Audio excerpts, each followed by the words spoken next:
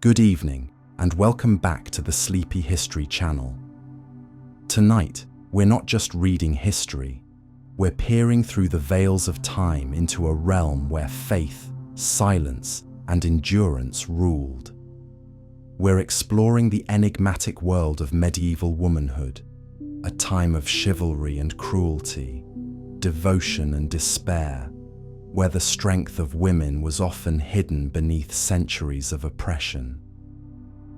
I want to extend a warm greeting to you, dear listener. Whether you are curled up under the covers, preparing to drift into sleep, or simply seeking a quiet moment of reflection, I'm delighted that you've chosen to share this twilight hour with me. If you feel like sharing, let me know where in the world you're listening from, or what time it is for you right now. For now, get cozy, settle in, and let the whispers of medieval Europe carry you away. Our journey begins where women's stories were written not in ink, but in endurance and quiet strength. Now, let's begin.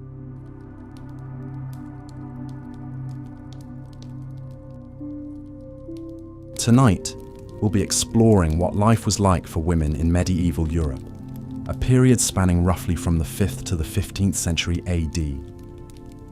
It was an era of knights and castles, plagues and crusades, soaring cathedrals and sprawling manors. A time of great change and upheaval, but also of entrenched traditions and social hierarchies. For the vast majority of women, daily life in the Middle Ages was a far cry from the romanticized images of chivalry, courtly love, and fairy tale princesses that tend to dominate our modern perceptions. The reality was often harsh, oppressive, and unforgiving, with few rights or freedoms afforded to women. From birth until death, most were subordinate to men, first their fathers, then their husbands, with little opportunity to determine their own fates. Of course, experiences varied somewhat depending on social class and circumstances.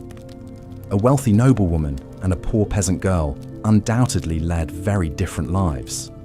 But across the spectrum, women faced many of the same fundamental challenges and limitations deeply rooted in the prevailing cultural beliefs and practices of the time.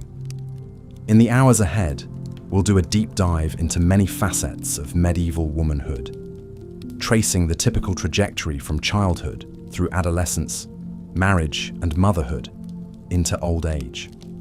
We'll explore their daily routines and responsibilities, their role within the family and society at large, the health issues and hardships they faced, and the strict moral codes that governed their behavior. Along the way, I'll share the intimate stories of several real medieval women whose lives left a mark on the historical record, for better or worse. Queens and commoners, nuns and noblewomen, healers and accused heretics, each one with a unique perspective to add to our understanding of this multifaceted era. But before we fully immerse ourselves in the distant past, let's start by setting the scene. Imagine, if you will, a world lit only by fire. A world where the rhythm of life revolved around the rising and setting of the sun.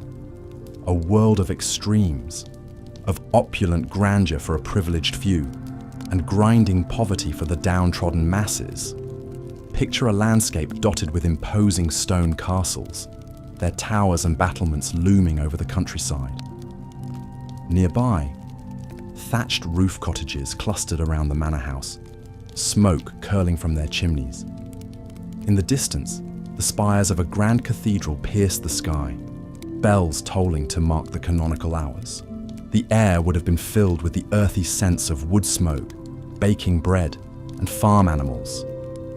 The soundtrack a cacophony of barking dogs, braying livestock, ringing hammers and axes from the blacksmith and woodcutter. People toiled ceaselessly from sunup to sundown, with little respite from the daily struggle for survival. Into this world, a medieval girl was born. From her first breath, the odds were stacked against her in a way that's difficult for us to fully wrap our minds around today. In our modern world of advanced healthcare, technology, human rights and equality, it's sobering to confront just how brutally different life was for our foremothers. So as we step back in time tonight to walk a mile in their shoes, it's important to acknowledge our own 21st century perspective and prejudices. We cannot view the medieval world through a purely modern lens, nor judge its inhabitants by our own standards and values.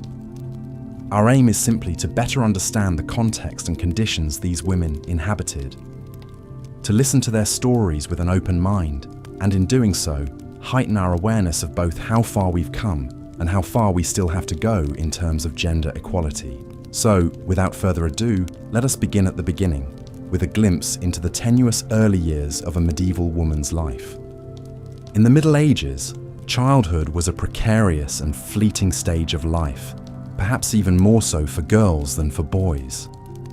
Infant mortality rates were heartbreakingly high by modern standards, with many estimates suggesting that 30 to 50% of children did not live to see their 5th birthday. Accidents, malnutrition and disease claimed countless young lives, and the spectre of an early grave hovered over every cradle. Even for those fortunate enough to survive infancy, the concept of childhood as we know it today, a carefree time of play, learning and discovery, scarcely existed for the vast majority. Children were viewed as miniature adults, with little special regard for their developmental needs and vulnerabilities. As soon as they were old enough to walk and talk, kids were expected to contribute to the family economy in whatever way they could manage, often assisting their parents with daily chores and labor. Childhood was essentially an apprenticeship for adulthood, a time to learn critical skills and prepare to take on mature roles and responsibilities. For girls, this meant focusing almost exclusively on domestic matters, with little opportunity for formal education. Unlike some of their male peers who might attend a parish school or receive tutoring from a learned cleric, most girls' schooling took place strictly within the home. From a very young age, girls were indoctrinated into their prescribed place in society. Modesty, obedience, and submission were the chief virtues instilled in them, along with practical homemaking abilities like cooking, sewing, spinning wool, and tending to children and the sick. Under the tutelage of their mothers, grandmothers, and older sisters, girls learned by observation and imitation, absorbing the habits and mores that would shape the rest of their lives. Biblical stories and religious instruction also played a key role in a young girl's moral upbringing, cementing her subservient position in the God-ordained hierarchy of the sexes. While some noble women might be taught to read and write, this was the exception rather than the rule. For the average peasant girl, formal learning was vanishingly rare, and female literacy rates were extremely low, hovering around 5% even among the upper classes. The education of girls was simply not seen as a priority compared to ensuring they were prepared for their ultimate destiny, becoming wives and mothers. And indeed, the end of childhood often came abruptly and decisively with the onset of puberty and marriage. In the Middle Ages, marriage was less about love or personal fulfillment than it was a pragmatic arrangement designed to strengthen family alliances, increase economic stability, and produce the next generation. For girls, marriages were typically arranged by their father or another male relative, with little input from the bride herself. Legally, the minimum age for marriage was 12 for girls and 14 for boys, though betrothals and negotiations might begin much earlier. In practice, however, most women married in their late teens to early 20s, especially among the peasantry, where girls were vital sources of domestic labor for their birth families. Still, it wasn't entirely uncommon for very young girls, particularly in noble and royal circles, to be married off to much older men for political or financial gain. We can only imagine the terror and trepidation of a sheltered adolescent girl barely past the threshold of puberty, faced with the prospect of leaving her family to join a stranger's household. One poignant example of such a child bride was Isabeau of Bavaria, who at age 15 was wed to King Charles VI of France, a man 16 years her senior. A renowned beauty plucked from the minor nobility, Isabeau was a pawn in a political alliance between France and Bavaria, her personal feelings ultimately of little consequence. Thrown into the strange and glittering world of the French court, the young queen was woefully unprepared for the weighty responsibilities that awaited her. Chief among these was the pressure to produce a male heir to secure the royal line, a duty that would utterly consume the next chapter of her life as a wife and mother. From our modern vantage point, it's difficult to overstate the physical and emotional toll that the transition from maidenhood to marriage would have taken on these young medieval brides. Torn from the only life they had known and thrust into an often overwhelming new role, many must have felt profoundly isolated and unmoored.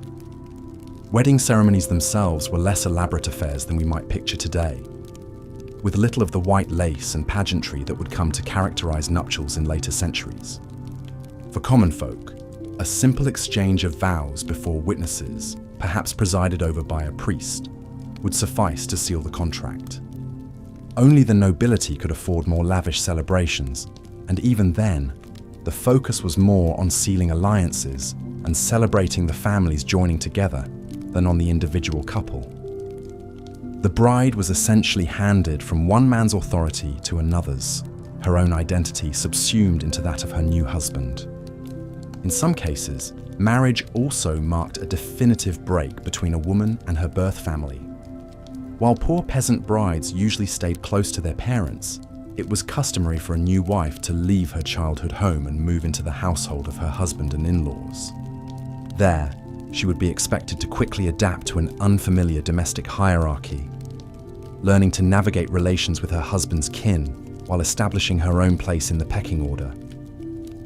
Integrating smoothly into this new family unit could be a real challenge, especially for young brides still learning to manage a household on their own. But of all the weighty responsibilities that a young wife shouldered, none was more consequential or potentially perilous than the expectation that she would bear children early and often. In an era of limited medical knowledge and high mortality rates, pregnancy and childbirth were risky endeavors that claimed many promising lives. Join me next time as we explore the joys and sorrows of medieval motherhood, the pressure to produce heirs, the scorn faced by those who bore only daughters, and the heart-wrenching losses endured by women of all stations. We'll get to know one of the era's most fascinating maternal figures in Eleanor of Castile, and trace her turbulent reproductive history across decades of queenship. Until then, I hope you'll take a moment to reflect on the little girls of the Middle Ages, the would-be brides and mothers whose childhoods ended almost before they began. Try to imagine yourself in their embroidered slippers, facing an uncertain future in an unforgiving world. Sleep well, and know that when next we meet, we'll once more shine a light into history's hidden corners and give voice to the often voiceless women who lived there. For theirs is a story that deserves to be told, no matter how distant or difficult it may be. Thank you, as always, for spending this time with me. Sweet dreams, and I'll see you soon for another boring bedtime story plucked from the pages of our collective past. Until then, farewell. As we've seen, medieval women were subject to intense oppression and restriction in virtually every area of life. From birth to death, their existences were tightly controlled by the men around them: fathers, husbands, brothers, priests. A woman had little autonomy over her own body, mind, or destiny. She was always under the watchful eye of male authority figures, quick to punish any perceived transgressions. The harsh morality of the Middle Ages, rooted in religious doctrine, placed women in an impossible bind. On one hand, church teachings cast women as inherently sinful and morally weak, daughters of temptress Eve. Their beauty was seen as a threat, a tool for leading men astray. Women were expected to cover their hair and dress modestly to avoid inflaming male lust. At the same time, as wives and mothers, women's primary duty was to be obedient, chaste, and pure. Any hint of flirtatiousness or sexual impropriety could ruin a woman's reputation. Adultery, even if committed by a husband, was always seen as the wife's failure. A jealous or disgruntled husband could easily accuse his wife of infidelity, condemning her to punishment. And those punishments for accused adulteresses were brutal and humiliating. A woman might be paraded through the streets stripped to the waist, while a town crier announced her sins. She could be whipped, dunked in water, or locked in the stocks while crowds jeered and threw rotten food. In extreme cases, the penalty was death. But a woman need not even commit a crime to be subjected to public mortification. Gossiping, scolding, and nagging were also cause for painful embarrassment, like the scold's bridle. This iron muzzle enclosed the head, with a metal bit pressing down the tongue. The accused woman would be led through town to endure mockery and shame. Even for those rare women who sought a religious vocation, freedom remained elusive. Nuns lived ascetic lives, with their days dictated by rigid prayer schedules and their bodies concealed under shapeless habits. Silence was golden. A nun was to be seen and not heard.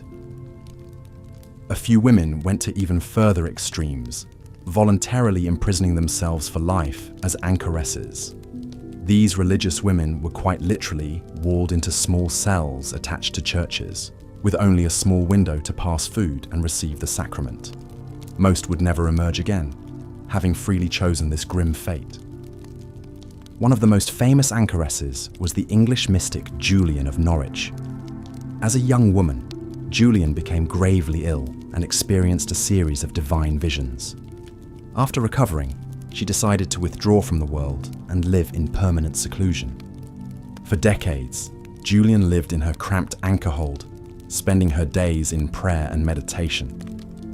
She wrote about her mystical experiences in her book, Revelations of Divine Love, believed to be the first English language book written by a woman. Julian found spiritual freedom in her confinement, but for most, it was a grim sentence. As Julian scribbled away in her cell, most medieval women toiled in backbreaking drudgery. Their daily reality was nothing short of a waking nightmare by modern standards. Domestic violence were facts of life, seen as a husband's prerogative to correct an erring wife. The story of Marguerite of Flanders illustrates just how vulnerable even highborn women could be. Marguerite was the daughter of King Louis II, an heiress expected to make a glittering dynastic marriage. Instead, she was abducted several times by her husband, the cruel 𝐼𝐻𝐴ZN, who kept her imprisoned for years. Marguerite endured unimaginable abuse at his hands, bearing many children. When Marguerite finally escaped and fled to her father, her ordeal was far from over. The king sided with his daughter at first, but 𝐼𝐻𝐴ZN successfully argued in court that a wife was essentially the property of her husband. Poor Marguerite was forced to return to her abuser, who continued to torment her until his death. The tragic plight of this French princess was sadly all too common. Women were essentially chattel belonging to men. Without the protection of family or fortune, common women were utterly disposable. A rural woman might break her back doing farm labor from dawn to dusk, or injure herself hauling water and firewood. Her exhausted body would be expected to produce a brood of children, always hoping for sons. If she managed to survive the dangers of childbirth, she had to contend with near starvation as food was scarce. Malnutrition and repetitive stress would age her prematurely. Disease and poor hygiene ravaged her health. Fleas, lice, and bedbugs were constant companions. She was old before her time. For unmarried women, survival often meant resorting to begging or prostitution. Unattached females were viewed with deep suspicion by medieval society. Women were expected to be under the dominion of a man, either a husband or male relative. Without that protection and control, they were seen as dangerous and unnatural. Those who sold their bodies to scrape by lived on the margins in every sense. Prostitutes were simultaneously necessary and reviled. Cities like London had designated red light districts such as Southwark, where brothels could operate under license. But woe betide the woman caught plying her trade outside those boundaries. Severe fines and time in the stocks awaited them. As bad as their situation was, prostitutes still fared better than other desperate women. Those who sank into vagrancy or joined wandering bands of criminals risked brutal treatment at the hands of the law. Medieval justice was swift and merciless. Women could be flogged, branded, or subjected to mutilation for crimes as petty as theft. But all women, whether princess or prostitute, lived in the shadow of an even darker threat. The spectre of violence against women loomed large, an inescapable hazard. Men of all classes, from nobles to peasants, saw the women around them as fair game to be used and abused. The notion of consent was virtually non-existent. Only if the victim was an unmarried virgin, ideally of good family, were her claims taken seriously. Even then, the best she could hope for was that her attacker might be pressured into marrying her. After all, he had ruined her, so it was the least he could do to make her his wife. The woman's feelings in the matter were irrelevant. Perhaps nothing illustrates the precarious position of medieval women as much as the fear of witchcraft accusations that hung over their heads, like the sword of Damocles. In a world where bad harvests or sickness striking down cattle could threaten a community's very survival, women were convenient scapegoats. Any woman who stood out, whether for her knowledge of her law or her failure to conform, could find herself denounced. Midwives and female healers were especially vulnerable, targeted for their dark arts. A woman who eased the pains of childbirth or nursed villagers through disease was just as easily painted as a consort of the devil. If crops failed or babies fell ill, she was blamed for wielding evil magic. Witch trials were sham affairs, with the outcome decided from the start. Accused women were stripped and searched for the devil's mark, some blemish or mole that supposedly proved their guilt. Confessions were extracted under torture, and not confessing was also seen as proof, so the innocent were damned either way. The lucky ones got off with being dunked in water or publicly humiliated. But many accused witches met a fiery end, burned at the stake before a jeering mob. The palpable misogyny of the witch trials served as a potent reminder to all medieval women that they walked a razor's edge. Any misstep or false move could prove fatal. Given this constant, suffocating oppression and threat of male violence, it's astounding that medieval women managed to carve out any shreds of agency and self-determination. But in small ways, some remarkable individuals did resist and rebel against the life that men and society prescribed for them. There was Christine de Pizan, one of the first professional female authors who dared to challenge the rampant woman-hating in male scholarly works. Her book, The Book of the City of Ladies, compiles the stories of notable women and directly confronts misogynistic arguments.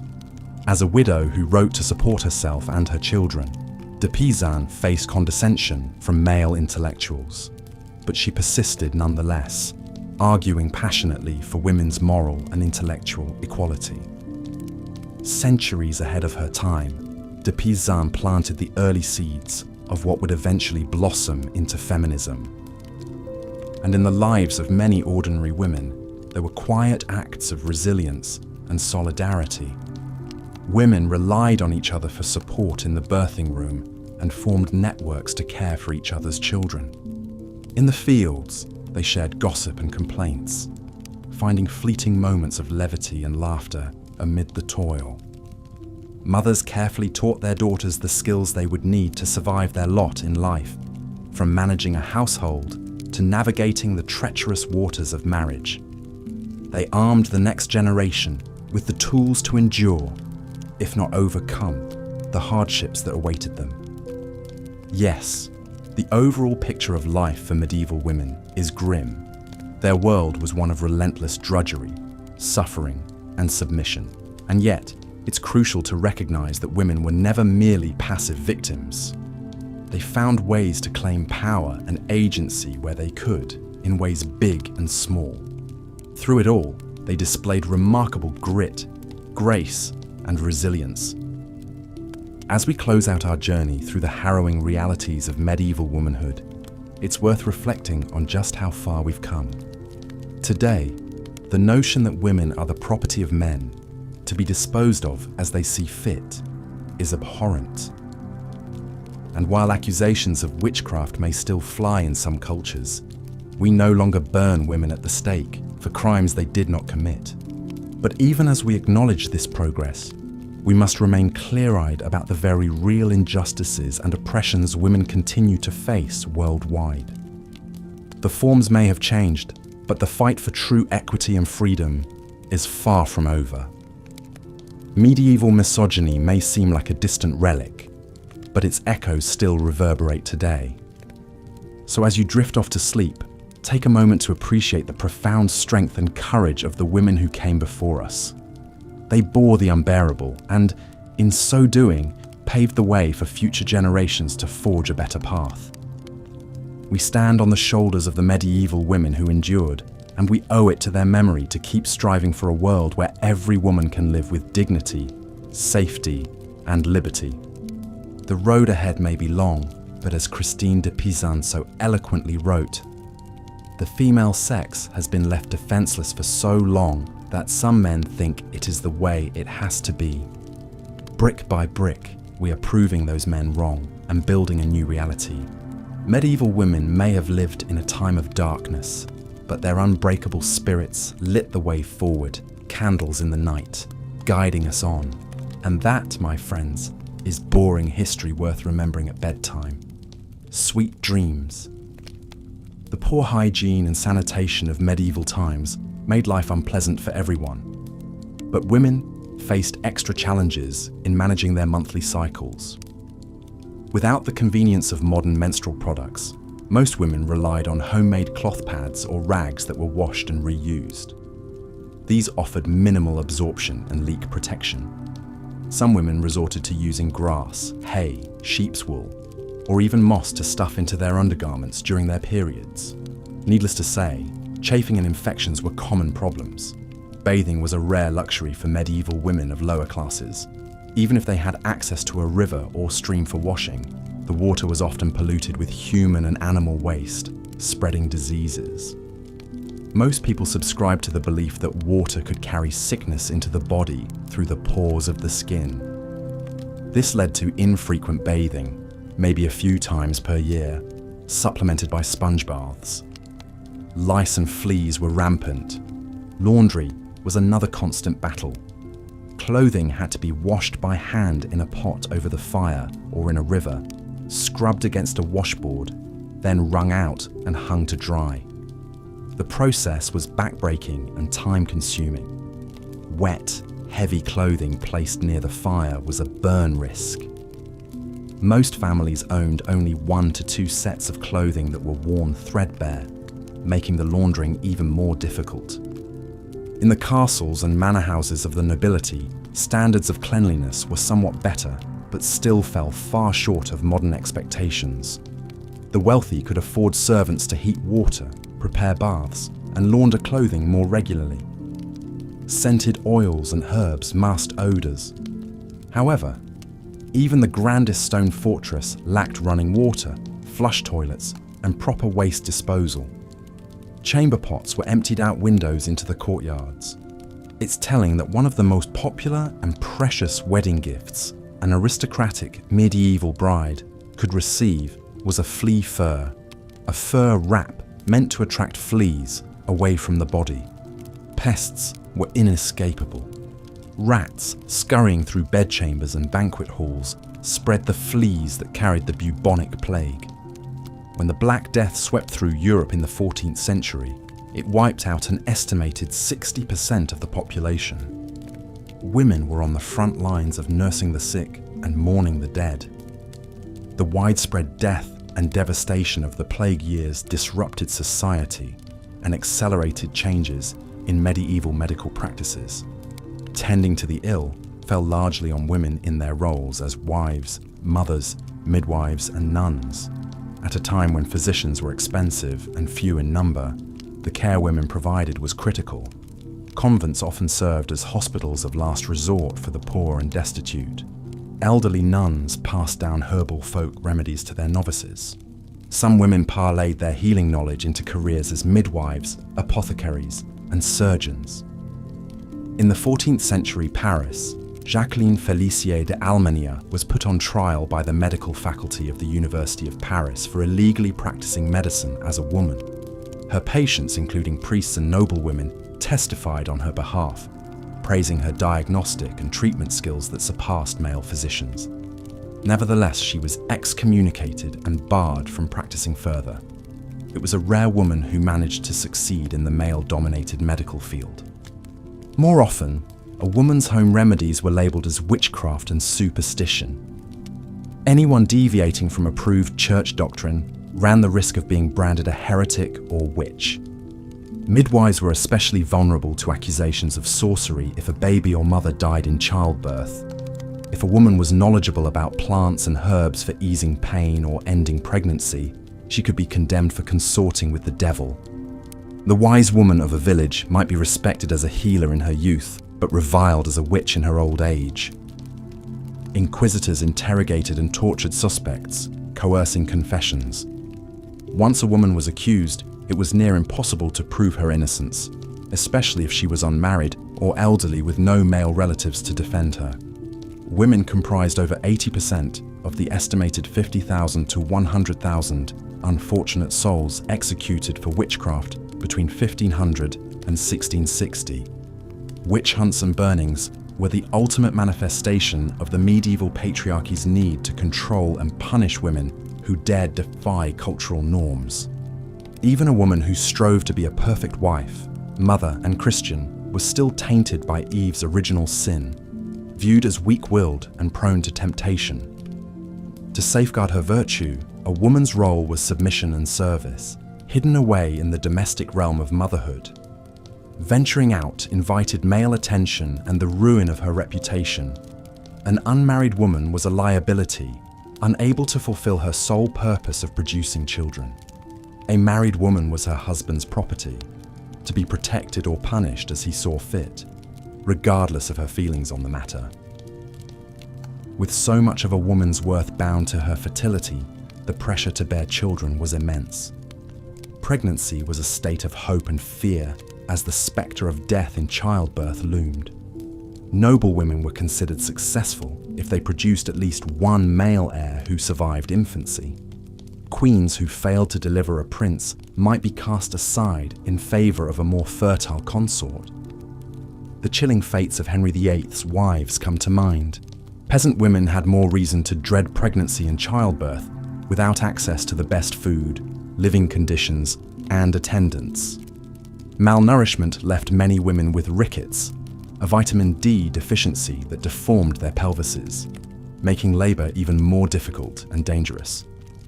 Birthing a baby often took days, even a week, of sweat, blood, and pain. If labour seemed unending, a midwife might recommend opening the official birthing girdle of the Virgin Mary, kept in the local parish treasury, and placing it on the mother's stomach to speed delivery. This relic was of little practical use. Midwives did their best to ease suffering with herbal tinctures and salves, but could only hope to catch the baby and save the mother from farta. Isabeau's plight was not unique. For girls born into noble families, one's wedding day often came well before one's 18th birthday. Political alliances and strengthening family ties took precedence over a young bride's readiness or personal choice in the matter. Though a privileged queen, Isabeau still faced many of the same challenges as women of lesser means when it came to marriage and motherhood in medieval times. The pressure to produce a male heir weighed heavily. A woman's worth was largely measured by her fertility and the number of surviving sons she bore. Failure to deliver a boy brought shame and scorn. Even for queens, childbirth was a harrowing ordeal, fraught with danger in an age of crude medical knowledge. With each pregnancy, a woman quite literally took her life in her hands. Queen Eleanor of Castile, wife of Edward I of England, endured a staggering 16 pregnancies over 28 years in the late 13th century. Remarkably, she survived them all, though many of the children sadly did not. Her trials were a testament to the strength and resilience of medieval women in the face of unimaginable adversity. For the great majority who were commoners, not queens, daily life revolved around a relentless string of household chores and back-breaking labor from sunup to sundown. If a woman wasn't cooking, cleaning, sewing, or looking after children, she was likely toiling alongside her husband in the fields, fetching water or gathering firewood. Privacy was a luxury largely unknown to the average family in the Middle Ages. Most dwellings were small, cramped spaces where everyone ate, slept, and passed their lives in very close quarters. Beds were shared out of necessity, a common enough practice, but one that could certainly breed tension and strife between couples or parents and children. Hygiene and sanitation left much to be desired by modern standards. Fleas, lice, and other pests were facts of life. Chamber pots sat within arm's reach, and waste was often tossed into the streets. It's no wonder that disease ran rampant in medieval towns and cities. But perhaps no aspect of a woman's life was as trying and tragic as the lack of control over her own destiny. The concept of personal freedom and self-determination as we know it today simply did not exist for the vast majority of women in the Middle Ages. From cradle to grave, a woman's path was dictated by the men in her life: fathers, husbands, brothers, sons. Even a woman of considerable talents and intellect was hard-pressed to forge an independent existence. The French writer Christine de Pizan stands out as a rare exception. After losing her husband at a young age, de Pizan defied convention by supporting herself and her children as a professional scribe and author. In her most famous work, The Book of the City of Ladies, she imagined an allegorical city populated by great women of history and mythology. It was a revolutionary act of the imagination in a time when the prevailing wisdom held that women were weak, fickle creatures, incapable of reason or virtue. But de Pizan's proto-feminist thinking was centuries ahead of its time. For most medieval women, their bodies were not fully their own. They were at the mercy of their husbands' desires and whims, subject to physical and sexual abuse with little recourse. Marital rape was not a concept, as a woman was considered her husband's property. Domestic violence was a husband's prerogative. If a beaten wife dared to complain, she was more likely to be chastised for provoking his anger than to see justice served. Even a high-born heiress had little protection against an abusive spouse. When Marguerite, the Countess of Flanders, displeased her cruel husband Louis of Maille, he had her abducted, imprisoned, and threatened with execution in the 14th century. Her story reads like a Gothic nightmare, but it was all too real for countless medieval women. The Church, which permeated every aspect of medieval society, often reinforced oppressive attitudes toward women. Ever since Eve tempted Adam with the forbidden fruit, women had been seen as inherently sinful, morally suspect seductresses who led men astray. Female sexuality was something to be stifled and strictly controlled. A woman's foremost duty was to remain chaste and pure, ideally as a virgin consecrated to Christ, but if not, as a virtuous wife and mother. Woe betide any woman who stepped outside those narrow lines of acceptable behavior. The consequences could be severe: a ruined reputation, abandonment, physical punishment, even death in extreme cases. Some pious women sought to escape the dangers and disappointments of the outside world by retreating into religious seclusion. The English mystic Julian of Norwich chose to be walled into a small cell attached to a church in the early 15th century, receiving food and necessities through a small window. There, she spent decades in solitary prayer and contemplation, even writing a remarkable series of revelations. For her, the anchoress's cell meant safety and spiritual purpose. But to modern eyes, it looks a lot like solitary confinement. As we've seen, life for the medieval woman was defined by constriction, of opportunity, of body, of spirit, corseted by rigid gender roles, cosseted by religious doctrine, confined to the domestic sphere. She endured tremendous hardship and often died young. But then, as now, women found ways to make their mark, to assert their agency, to fight back against their oppression in ways big and small. Through grit and grace, fury and faith, tears and toil, they persevered. Though the centuries have brought hard-won freedoms and progress, the spectre of misogyny that haunted the Middle Ages has not fully released its hold on the present day. In our own time, we are still reckoning with many of the same issues: unequal treatment, the policing of women's bodies, gender-based violence and discrimination. In learning about the trials faced by our foremothers, we come to appreciate their strength all the more, and to see how far we have yet to go. As we remember the women of the distant past, we honor their sacrifices, their indomitable spirit in the face of adversity. We owe it to them to keep striving for a world in which a woman's worth is measured not by the sons she bears or the home she keeps, but by the force of her intellect, the depth of her compassion, the fire of her conviction, the greatness of her soul. The gloom and chill of a typical medieval peasant dwelling is difficult for us to fathom today, accustomed as we are to modern comforts and conveniences. Imagine, if you will, a 1 or 2 room hovel, walls erected from wooden stakes interwoven with sticks and packed with a crude mixture of mud, straw, and manure. The floor was simply hard-packed dirt, trodden by the feet of generations. If the family was slightly better off, they might enjoy the relative luxury of a few rough-hewn wooden planks laid across the earthen floor. But there would be little respite from the damp and the cold seeping up from the ground, chilling one to the bone. The thatched roof overhead might keep out the worst of the rain, but it was a constant battle to patch the leaks and keep the vermin at bay. In one corner of this dismal abode, a medieval woman crouched over the hearth, stoking the smoky fire. Soot stained her face and homespun woolen dress.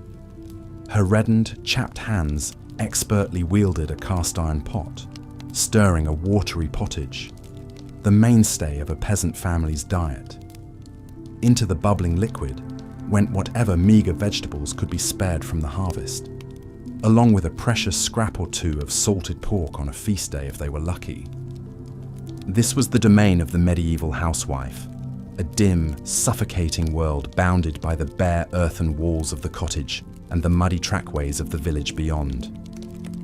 From dawn to dusk, her life revolved around an unceasing round of toil, feeding the fire, hauling water, cooking, spinning, sewing, washing, scrubbing, and tending to the needs of her husband and children. A woman's work was never done, as the old saying goes, and nowhere was this truer than in the Middle Ages. While her husband laboured in the fields, or perhaps plied a trade as a blacksmith or carpenter in the village, a woman's place was firmly in the home. Her role was to be the subservient caretaker, with little thought given to her own needs, desires, or ambitions. The tools of her trade were simple and few: a couple of cast-iron pots, some wooden bowls and utensils, a stone quern for grinding grain into flour, a spindle and distaff for spinning wool into thread. With these meagre implements, she was expected to work domestic miracles, stretching scant resources to feed and clothe her family. But even as she stirred the pottage and kneaded the dense black bread that was the staple of the medieval peasant diet, a woman's mind might drift to higher things. The village priest's Sunday sermon had spoken of the Virgin Mary, that paragon of feminine virtue who had birthed the Saviour himself. Surely there must be some greater purpose to a woman's life than this endless drudgery. Such dangerous thoughts were quickly quashed, however. For a medieval woman, the path to salvation lay not in grandiose dreams, but in humble submission to her husband and to God. To strive for anything more was to risk accusations of pride, willfulness, or worst of all, witchcraft. No, far better to keep one's head down, one's virtue intact, and pray for the best in the life to come. For in the mortal realm, a woman's lot was one of unrelenting hardship and servitude, and woe betide any woman who dared to step out of line or question her station, as we shall see in the stories to come. One such woman who dared to dream of a different kind of life was Christine de Pizan, born in Venice in 1364. Christine's father was a renowned physician and astrologer who secured a position at the court of King Charles V of France when Christine was just a small child. Growing up in the rarefied intellectual atmosphere of the royal court, Christine enjoyed the very best education available to a medieval girl. She learned to read and write in Latin and French, studied classic works of literature and philosophy, and even had access to the king's magnificent library, a repository of knowledge unimaginable to most of her contemporaries. Her father, progressive for his time, believed in cultivating his daughter's mind and encouraged her scholarly pursuits. At the age of 15, Christine was married off to a nobleman named Etienne de Castel. It was an arranged match, as was typical for the time, but by all accounts, the couple grew to love and respect one another deeply. Christine bore 3 children and settled into the expected role of a dutiful wife and mother. But Christine's domestic tranquility was not to last. In the space of a few short years, she lost her beloved husband to an outbreak of plague, followed by her father's death soon after. At the age of 25, Christine found herself a widow and an orphan, left alone to fend for herself and her young children in a world that had a little use for an educated woman without a man's protection.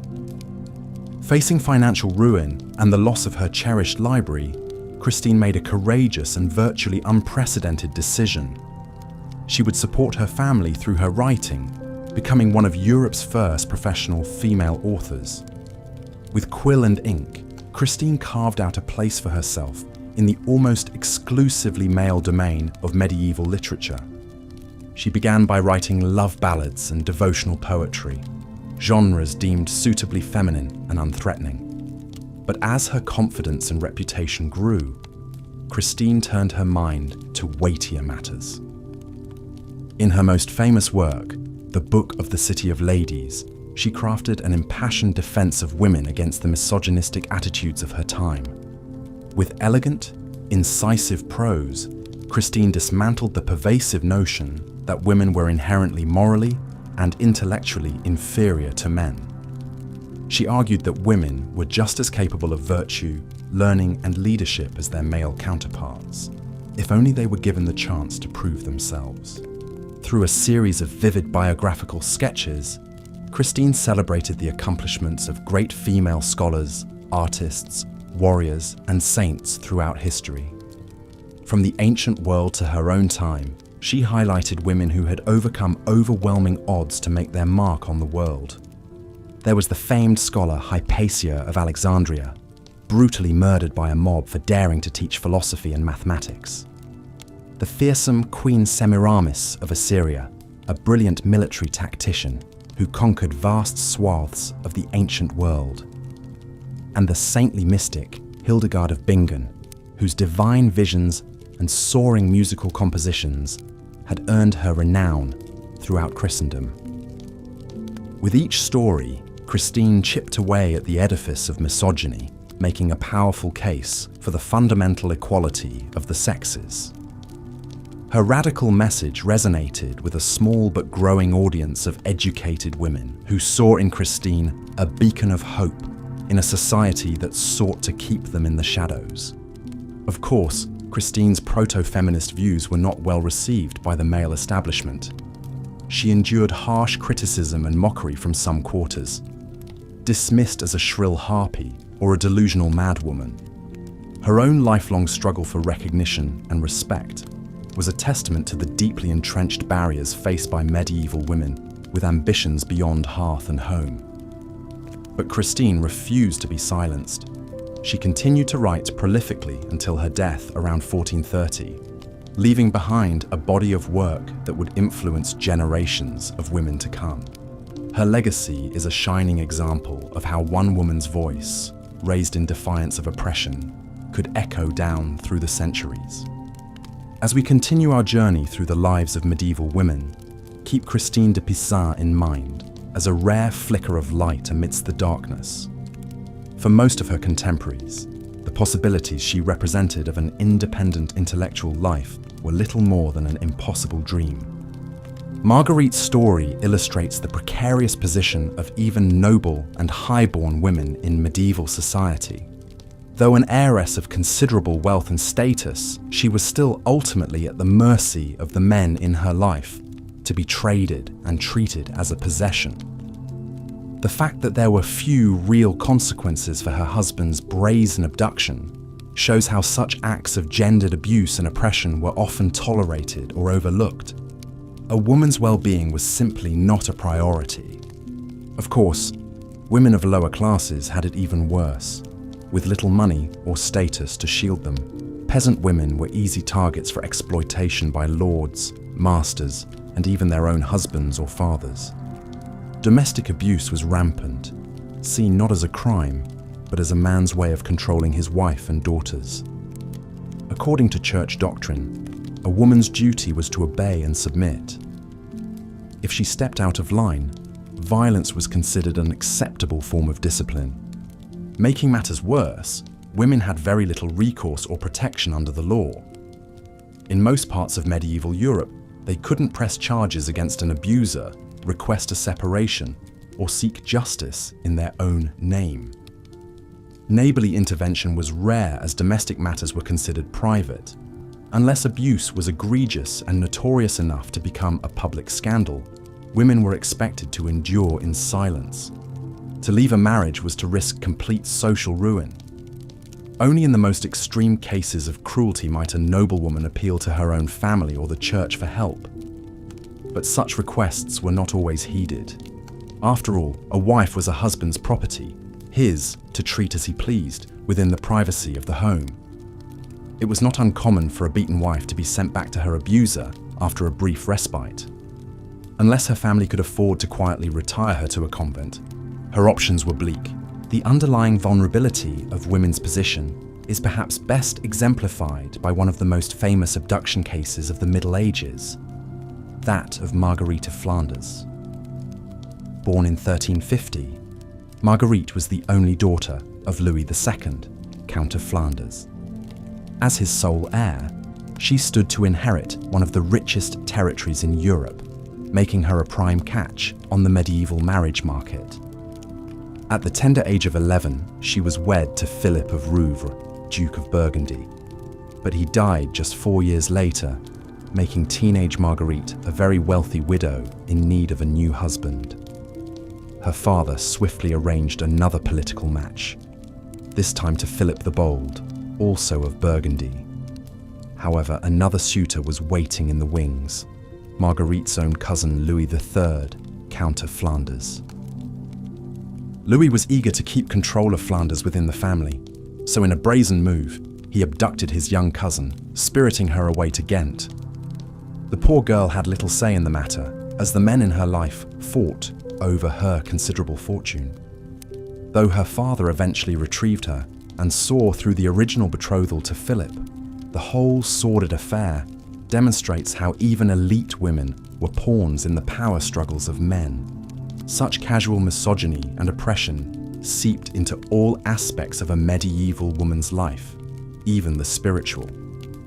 The teachings of the Catholic Church in this period were heavily imbued with notions of female subservience, sinfulness, and sexual temptation.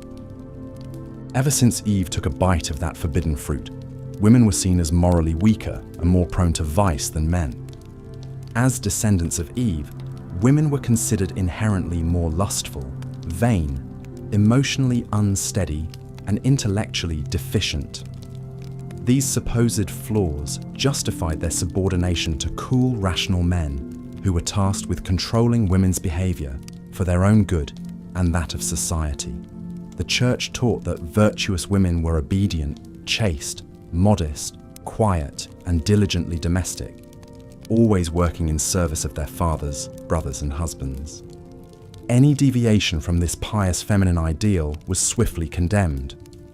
Outspoken, defiant, ambitious, or opinionated women were seen as unnatural and dangerous threats to the social order. And of course, those who engaged in unsanctioned sexual behavior, sex outside of marriage, adultery, or prostitution, were painted as wicked temptresses leading men into sin. Never mind that it was usually men coercing and exploiting women into such compromising situations in the first place. So it's no surprise that one of the worst labels a woman could attract was that of a witch. The medieval church saw witchcraft as the ultimate expression of feminine evil, a woman enthralled to the devil, using supernatural powers to subvert male authority and corrupt the innocent. What sort of woman would draw such dire accusations? Often she was a social outcast of some kind, a widow living alone, an unmarried older woman, a midwife or herbalist, a beggar, or someone who didn't quite fit into the prescribed role of demure wife and mother. Such vulnerable women made the perfect scapegoats for any kind of misfortune that might befall a community, from failed crops to sickness to impotence. And the flimsiest of evidence could justify horrific torture and execution methods, from burning at the stake to hanging to drowning. The much-feared witch hunts of the early modern period had their roots in the medieval church's deep distrust and demonization of uncontrolled female power. Of course, the vast majority of women were far from powerful, quite the opposite. Whether highborn lady or lowly peasant, women led extremely circumscribed lives, their agency limited at every turn by the men who dominated them. And so they turned to prayer. Religion was one of the few spheres that offered women some measure of autonomy and self-expression, albeit in highly controlled forms. Becoming a nun was a rare alternative to marriage, allowing some women to pursue a life of the mind insulated from male demands.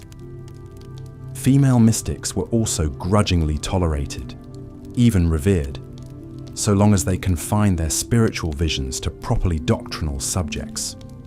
One such mystic was Julian of Norwich, an English anchoress who lived a radical form of the monastic life. In her 30s, she requested to be permanently enclosed or anchored in a small cell attached to a church, where she would spend the rest of her days in solitary prayer and contemplation. The door to her cell was sealed shut in a solemn ceremony, with the expectation that she would never pass through it again, even in death. Her body would later be removed through the high window facing the church interior. For decades, Julian lived in this stone room, no more than 15 paces long, receiving food and necessities through a small opening. And yet, this life of unimaginable isolation and deprivation was still preferable to marriage for some women. At least as an anchoress, Julian was beholden to no man save Christ. She could devote herself fully to her spiritual practice, without the burdens of domestic duties or childbearing. Through her high window, she also served as a kind of counselor to parishioners, offering prayers and advice. In this role, she gained a measure of influence and authority rarely granted to women. Her mystical visions, recorded in her book, Revelations of Divine Love, even dared to describe God in feminine terms as a nurturing mother. For a woman to put forth her own theological interpretations was a bold move, to say the least. That her writings survived at all is a testament to the respect she commanded in her community. But Julian's unconventional life was still ultimately one of deprivation and enclosure. Like all medieval women, she lived at the mercy of a patriarchal church and society that saw the female sex as a threat to be contained. Whether trapped in a loveless marriage, confined to a draughty castle, or bricked into a monastic cell, women had precious little control over their own destinies. Their world was one of forced choices and roads not taken, of talents and dreams denied. Submission, silence, and survival were the orders of the day. Medieval women may not have conceptualized their plight in terms of equality or justice, but they surely felt the constraints on their minds and bodies as a kind of slow suffocation, a narrowing of possibilities. And yet they endured. They found what slivers of light they could in the darkness. They took pride in what they could: their children, their handiwork, their faith. They sustained their communities and their families as best they knew how. And in so doing, medieval women laid the foundation for the advancements of subsequent generations. Their sacrifices, their strength, and their quiet resilience paved the way for greater freedoms to come. So as we drift off to sleep tonight, let us honor these forgotten foremothers. Let us dream of the lives they might have lived in a world that cherished them fully. And let us carry their stories forward, recognizing how far we've come and how far we still have to go. For in the end, women's history is human history. Our liberation is forever bound up with one another. And with that, I bid you good night. Rest well, dear listener, and dream of kinder times. Marguerite's harrowing tale illustrates the precarious position of even noble women in medieval society. At the whims of men, their choices and consent mattered little. A woman, especially a wife, was property to be seized and exploited. Unfortunately, such disregard for women's bodily autonomy pervaded all levels of society. Domestic violence was rampant, with husbands entitled to physically chastise their wives as they saw fit. As the 15th century Liber Extra decreed, a man may chastise his wife and beat her for her own correction, for she belongs to him, so may he chastise her. Peasant women often bore the brunt of their husbands' frustrations over grueling field labor, meager food, and wretched living conditions. With large families crammed into tiny cottages, privacy was non-existent and tempers short. The wine and ale consumed to stave off hunger, and contaminated water certainly didn't help matters. Higher up the social ladder, aristocratic husbands might exercise a bit more restraint with their beatings to avoid marring their wives' appearances. However, spousal abuse remained common, if more discreet. A noblewoman was still her lord's property to discipline as he pleased behind chamber doors. Her wifely duty was to submit to his authority in all things. Of course, the ultimate violation was marital rape, a concept that didn't even exist in the medieval mindset. As marriage was primarily a vehicle for men to produce legitimate heirs, a husband had an unfettered right to sexual access to his wife's body. Her willing participation was deemed irrelevant. These attitudes were only reinforced by both religious doctrine and the era's rudimentary medical knowledge. Church teachings portrayed women as inherently sinful, lustful creatures who needed to be kept firmly under male control. Female desire was an aberration, whereas male desire was natural and unavoidable. If a husband forced himself on his wife, well, perhaps her wanton behavior had triggered his base urges. Medical texts, meanwhile, claimed that female seed had to be warmed and stimulated to procreation by vigorous action of the male rod. Women's enjoyment was considered essential to conception. By this logic, if a wife became pregnant, surely she must have been a willing participant in the act, regardless of her objections. Between victim blaming and biological misunderstandings, women who suffered sexual violence had little recourse. Speaking out earned scorn, skepticism, and accusations of seduction. She wanted it. She tempted him into sin. The medieval Rupling poem even advised, "What you can't prevent, you might as well enjoy." Thus, in the face of assault, a woman's best hope was to avoid pregnancy and additional shame. Midwives and healers passed down secret recipes for herbal abortifacients and contraceptives. Pennyroyal, tansy, and certain fungi could induce miscarriage, while rue and Queen Anne's lace, or wild carrot seed, worked to prevent conception. Discreet networks of women quietly shared such illicit knowledge. However, even these small rebellions against men's tyranny over their bodies put women at risk of hemorrhage, infection, and worse, accusations of witchcraft. The medieval mindset simply could not conceive of women controlling their own reproductive fates. Anything that enabled them to thwart a husband's prerogative or a God-given pregnancy was surely the devil's work. Perhaps most tragically, some women internalized this oppression, coming to believe they deserved no better than the abuses heaped upon them. When marriage was a woman's only option, and her husband her lord and master, what other choice did she have but to submit? How could she imagine any other way? Yet despite the trauma inflicted on both flesh and spirit, medieval women endured. They tended to each other's wounds, whispered words of solidarity, and in quiet moments, composed lives that transcended their suffering. Through sheer grit, they carried on being dutiful wives, loving mothers, and keepers of self in a world that granted them precious little. Continuing this time-worn tradition of female resilience was an English mystic who rose to become one of the most influential Christian theologians of her age. Yet her cloistered existence began not entirely by choice, but as a last resort for an unmarriageable woman. Born in 1343, the woman history knows as Julian of Norwich was likely a surplus daughter in a noble family fallen on hard times.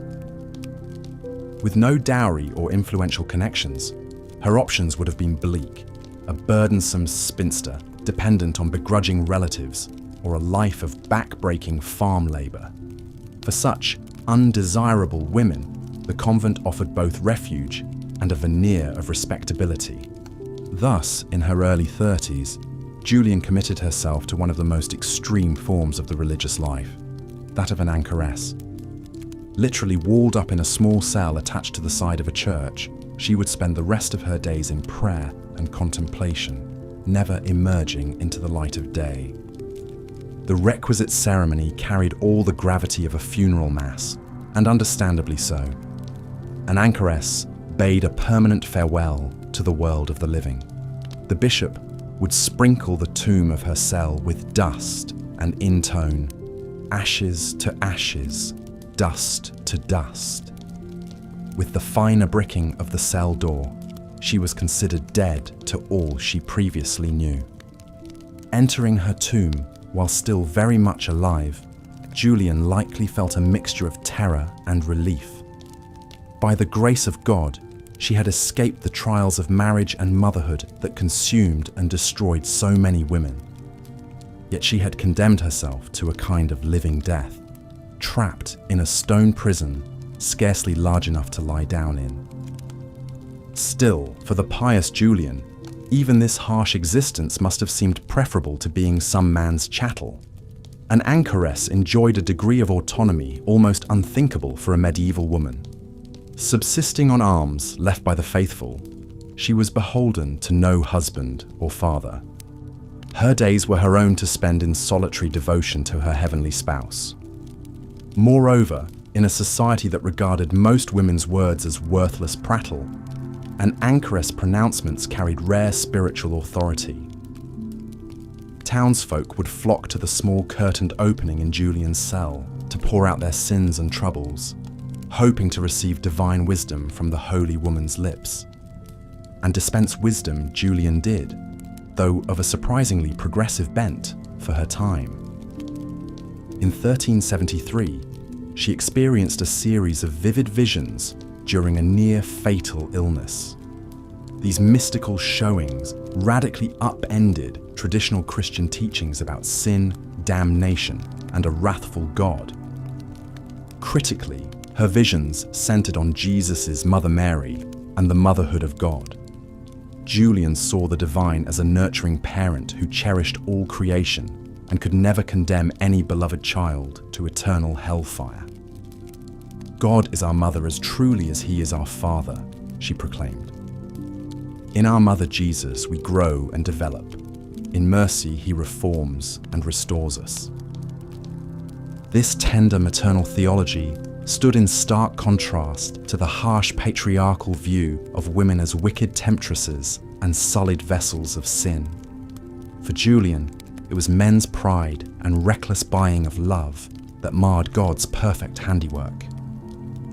Women, like Mother Mary, embodied the purest form of Christ-like love and mercy. When Julian recorded her subversive insights in revelations of divine love, she became the first woman to write a book in the English language. Despite her physical confines, her radical compassion seeped out to permeate the popular religious imagination. Decades after her walled entombment, local people still referred to her as Dame Julian, who is living at Norwich. Indeed, though Julian's body remained immured in her anchor hold, her mind and soul roamed free. Within her cell, she created an interior world of meaning and beauty that defied the brutality without. For her and many solitary female mystics, the convent was both a refuge and a rare opportunity for intellectual and spiritual self-realization. Still, Julian's unlikely triumph can't negate the tragedy of medieval women's overall plight. That a lifetime of walled solitude was one of their better options speaks to the soul-crushing limitations they faced. The vast majority never escaped the domestic prisons that constrained them from cradle to grave. Yet lying here in the dark, listening to their softly unspooling stories, perhaps we can extend them the same mercy Julian saw in the mother heart of God. We can honor their suffering, resilience, and indomitable will to endure and find meaning despite it all. And in so doing, we strive to create a world where no woman need choose between a physical or mental tomb to know her own worth.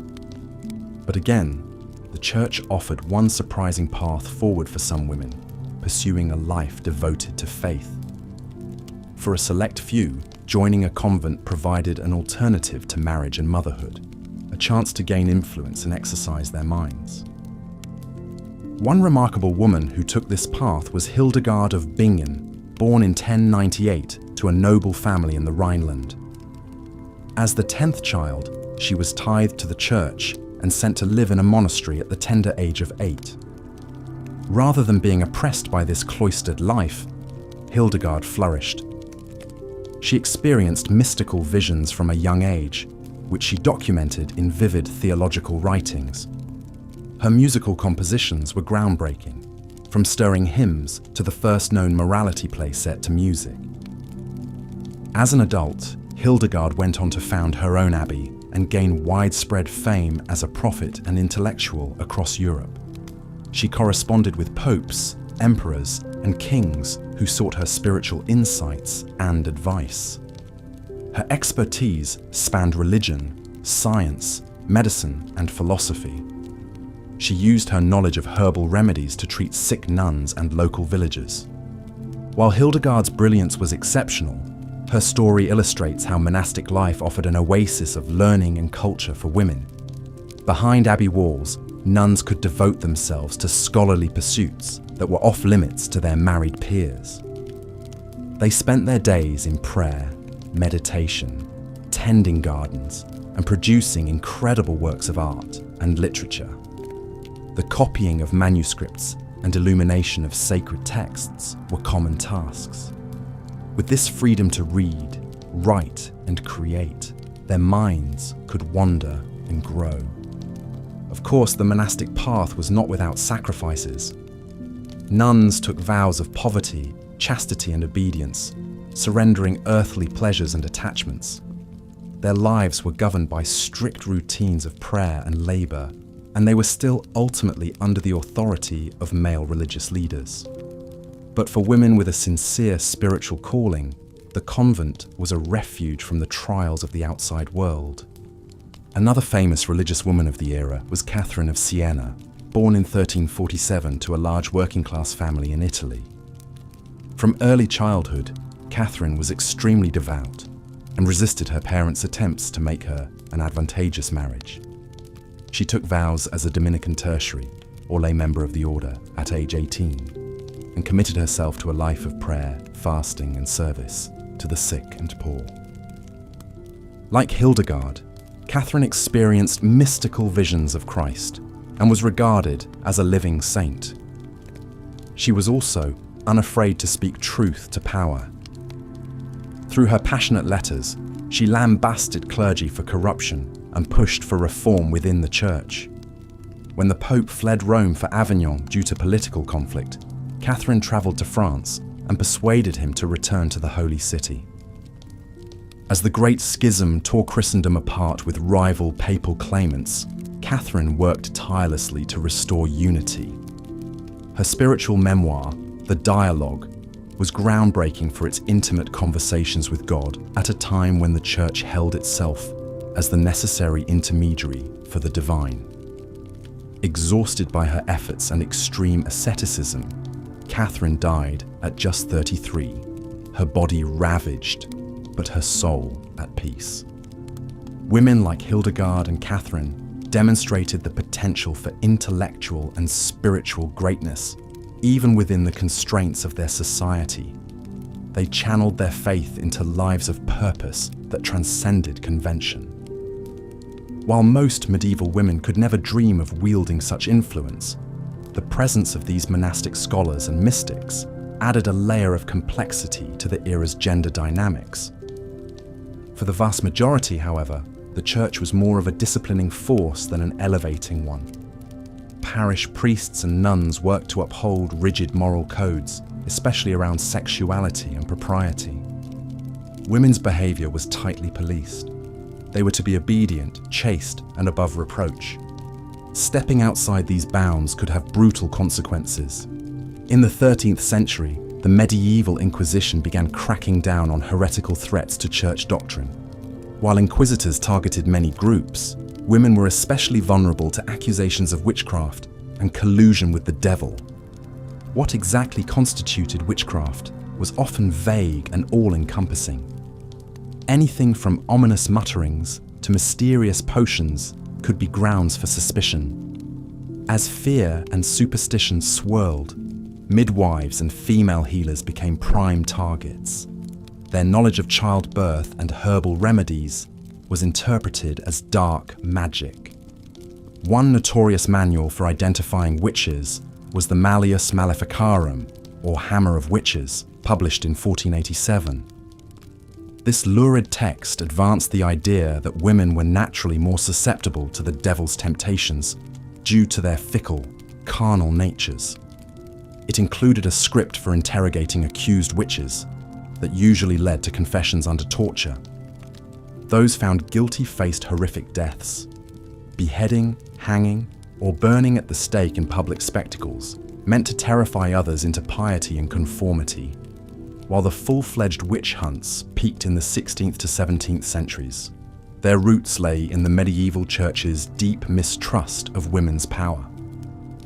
Of course, the spectre of witchcraft could also be used for more cynical ends. Charges might be levied to punish a woman who spurned a man's advances or dared to speak her mind too boldly.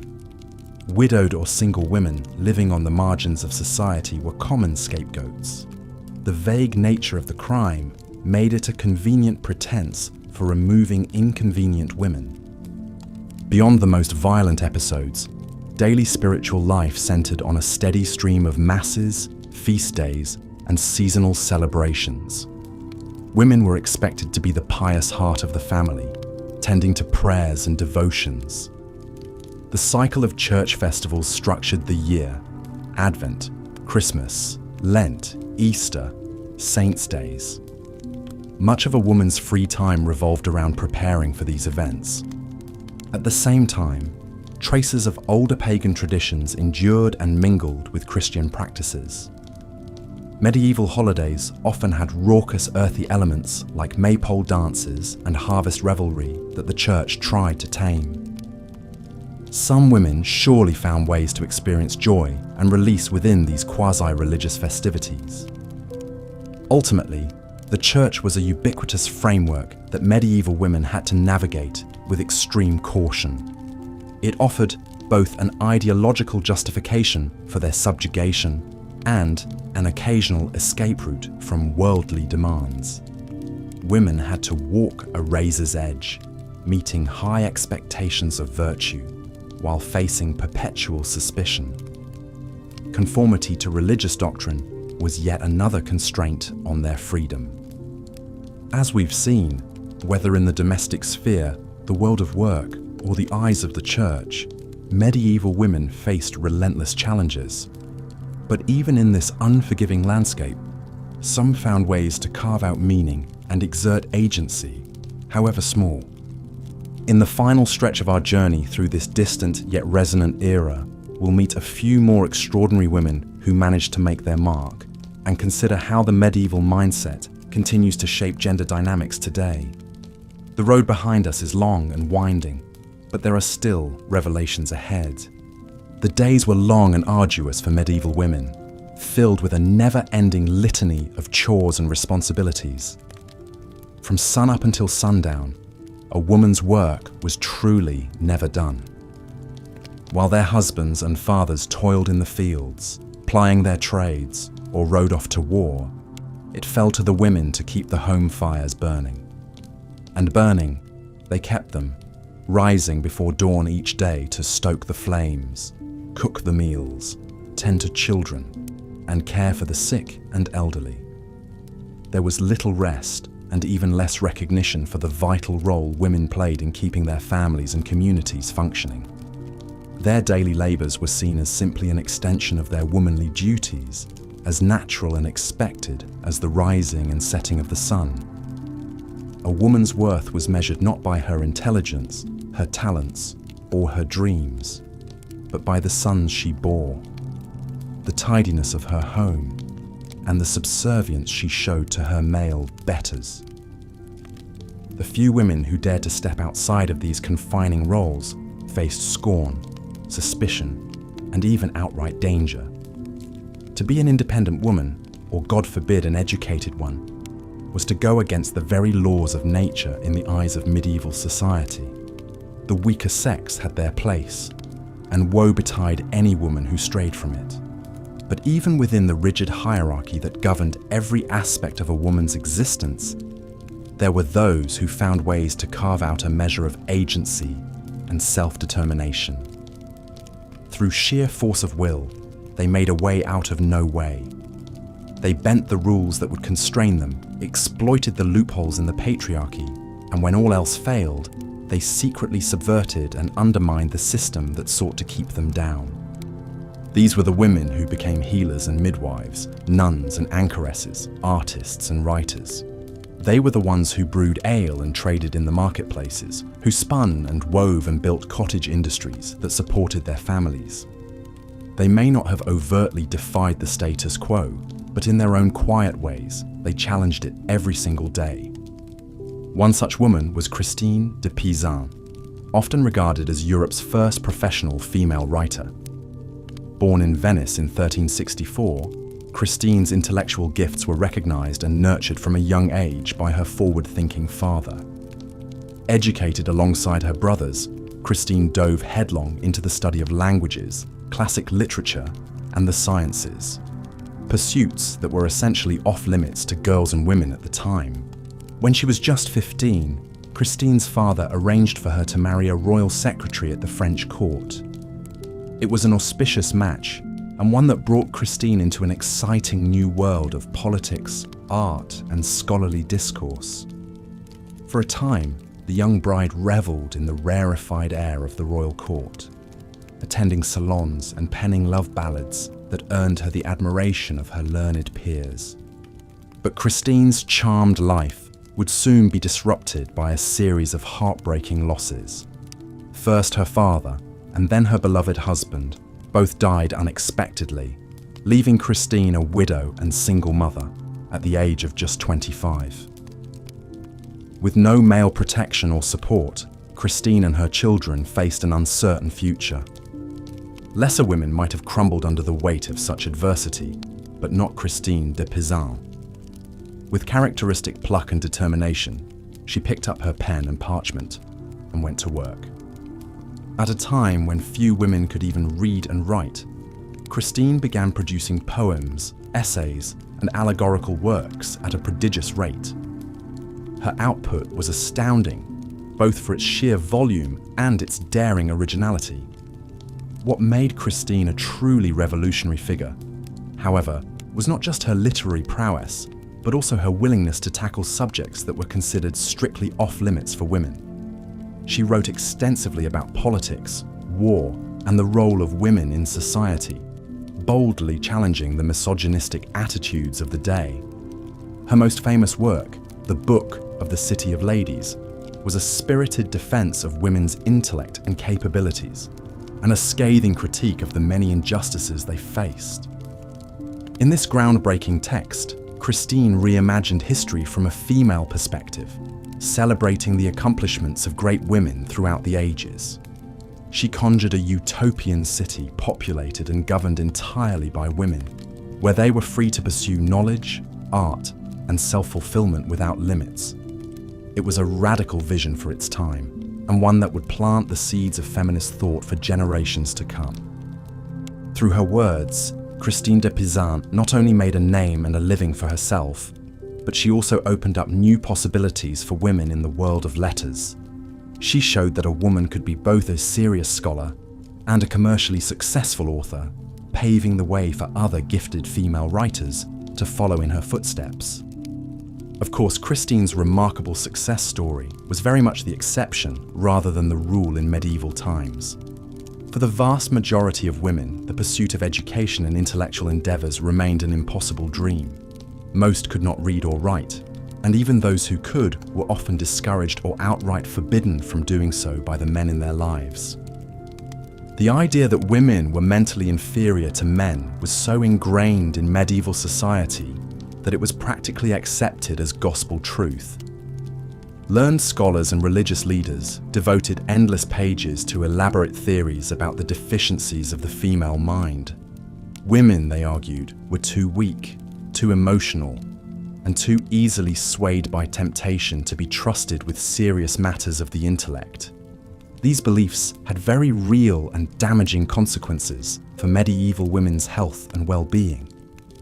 With little understanding of female biology, physicians routinely misdiagnosed and mistreated women's medical issues.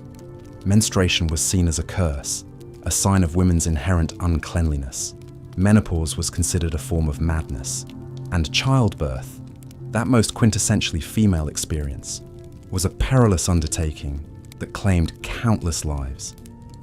In the absence of trained doctors and midwives, women were left to rely on folk remedies, superstition, and the wisdom of other women to see them through their most vulnerable moments. Herbal concoctions were brewed to ease the pain of labor, amulets and charms clutched in the hopes of ensuring a safe delivery. But all too often, these desperate measures were not enough. Even for those women who did survive the dangers of childbirth, the spectre of death was never far off. Disease and malnutrition were rampant, and accidents a constant threat in a world lit only by fire.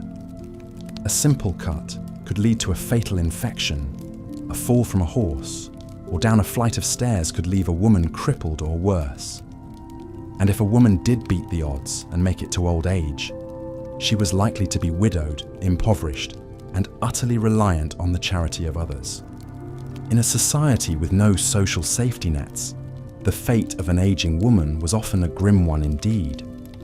With no husband or male children to provide for her, she might be forced to beg for scraps or move in with resentful relatives who saw her as nothing more than a burden.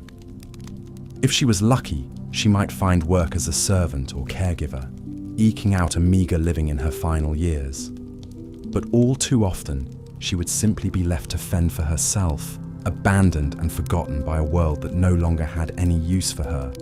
It's a bleak picture, to be sure, but it's important that we don't forget the harsh realities faced by our foremothers.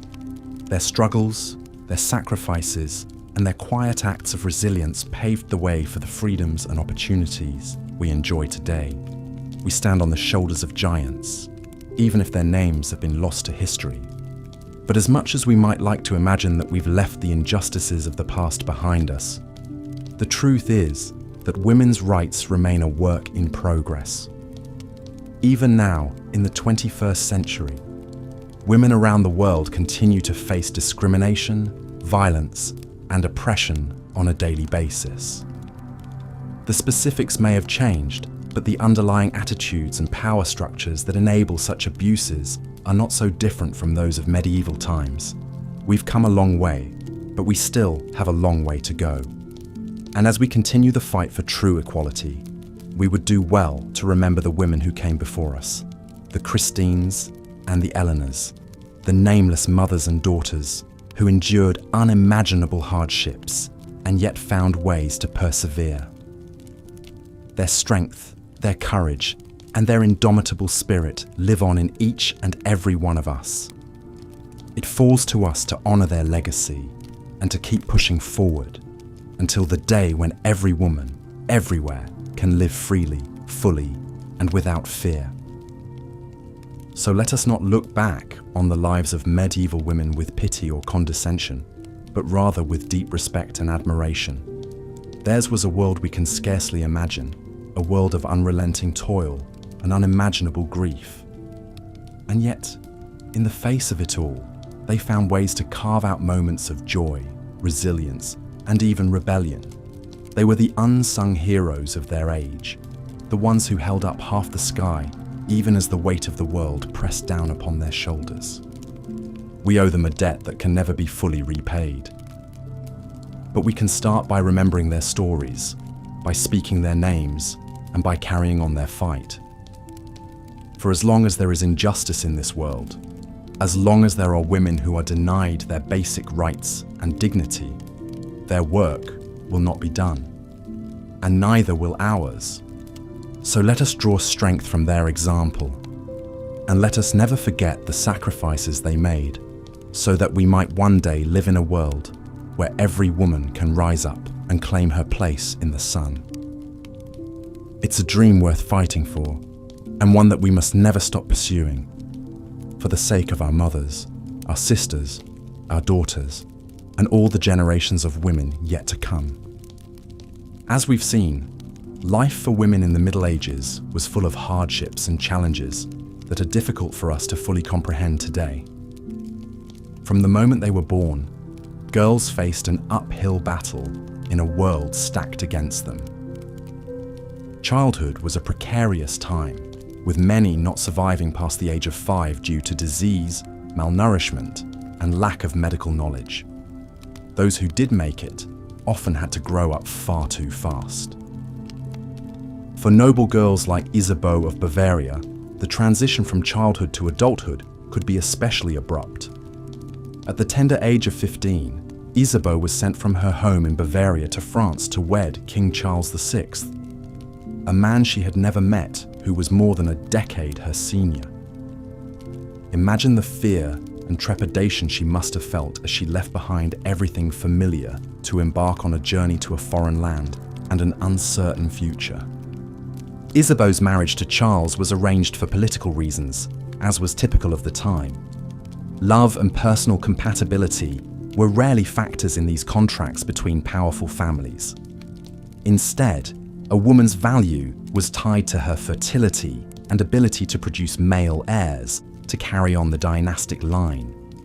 This placed enormous pressure on young brides like Isabeau. Complicating matters further, Isabeau's new husband Charles was not of sound mind. Prone to bouts of madness that could last for months at a time, he was in no state to rule his kingdom, let alone be a supportive partner. As a result, much of the burden fell on Isabeau's shoulders. Still practically a child herself, she was thrust into the demanding role of queen, expected to manage the royal household, host dignitaries, patronized the arts and charities, all while being pregnant or recovering from childbirth virtually every year. Remarkably, despite the instability of her husband and the scheming of power-hungry nobles around her, Isabeau managed to hold the French monarchy together through sheer force of will. She bore Charles several children, including the future Charles VII. When her husband was incapacitated by his fits of madness, she served as regent in his place, wielding authority normally reserved only for men. And as the 100 Years' War raged between England and France, she became an adept diplomat, negotiating treaties and even personally leading armies into battle while heavily pregnant. Isabeau's story is a testament to the resilience and resourcefulness of medieval women in the face of incredible adversity. But it also highlights how even the most privileged and powerful of women were still severely constrained by the patriarchal attitudes and institutions of the time. For the vast majority of women who were not born into nobility, daily life was a constant struggle of backbreaking labor and drudgery.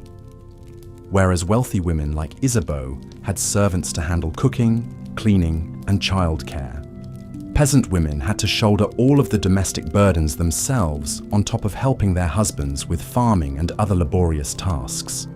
The lives of medieval peasant women revolved around an endless cycle of repetitive, physically demanding chores from sunup to sundown.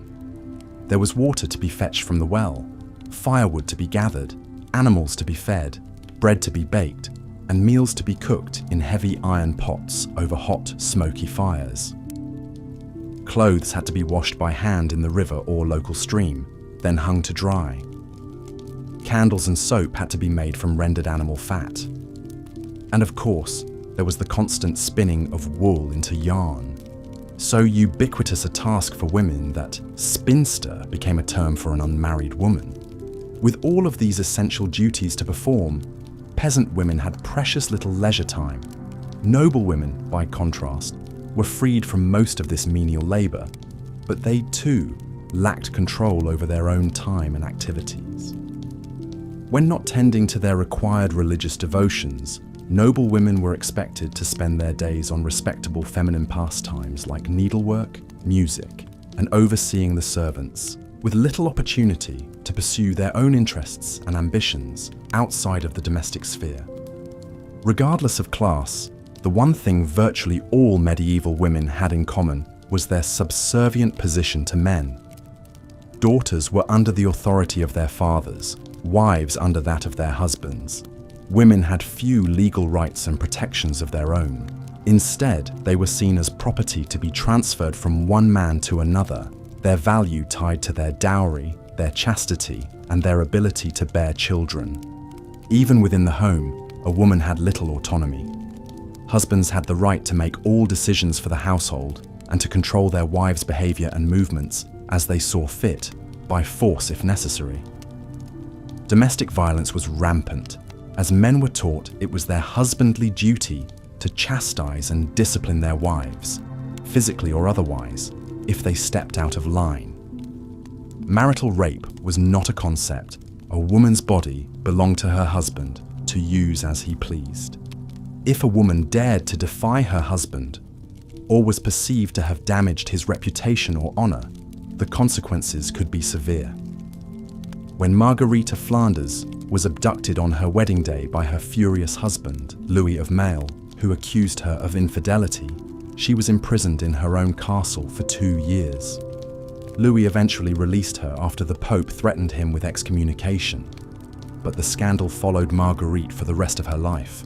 Such was the dilemma of medieval women. Damned if they did, and damned if they didn't.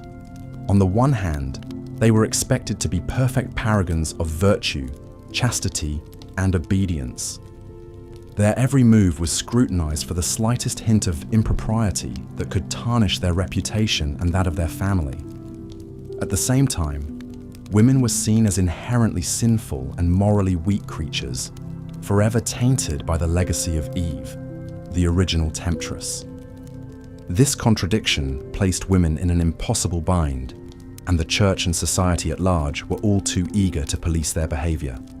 Modesty and purity were demanded at all times. Women were to be silent and hidden, lest they lead men into temptation with their dangerous feminine wiles.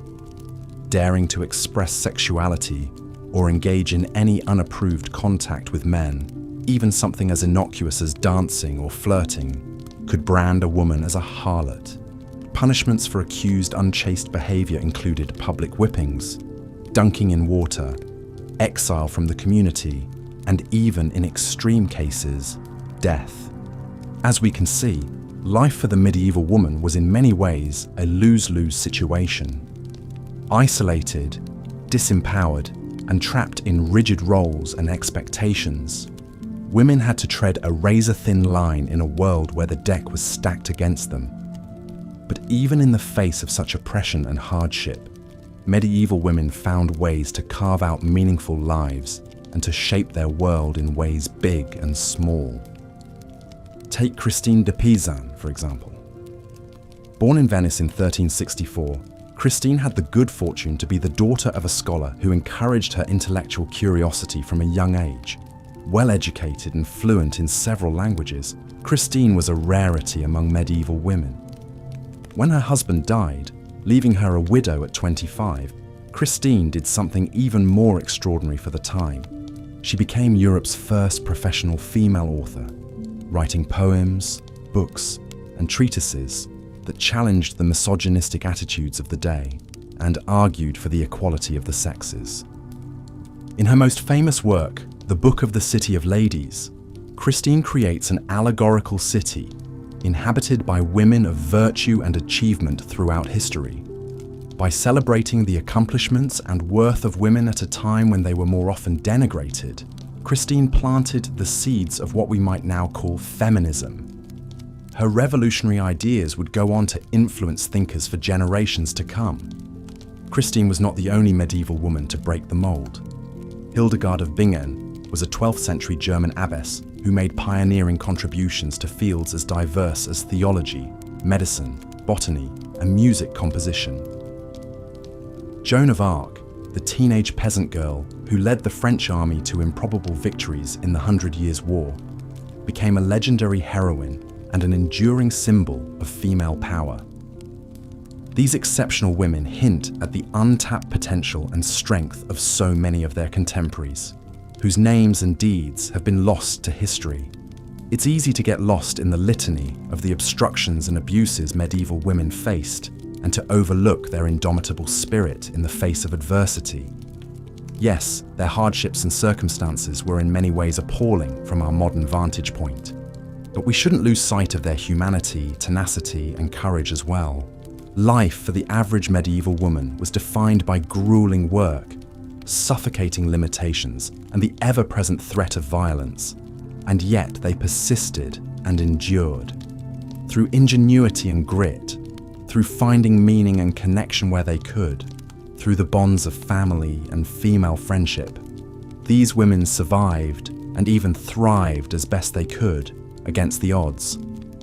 Theirs is a legacy that is often neglected and undervalued, relegated literally to the margins of history books in favor of the deeds of great men.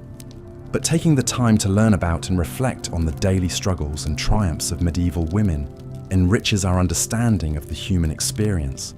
It puts our own modern-day lives and lingering gender imbalances in perspective.